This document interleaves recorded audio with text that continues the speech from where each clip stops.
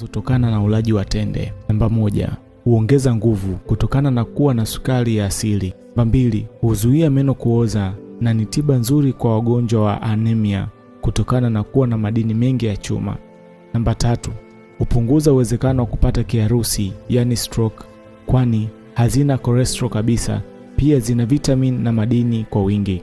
Namba 4, hupunguza madhara ya pombe mwilini na kurudisha afya ya mtu.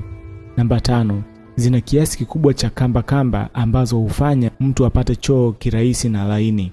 Namba 6, licha ya kuwa tamu, tende haziongezi kiwango cha sukari mwilini, hivyo zinaweza kutumika kama mbadala wa sukari. Namba 7, hulainisha mifupa na kuondoa maumivu ya mara kwa mara ya mifupa kutokana na kuwa na madini ya chuma na potassium kwa wingi.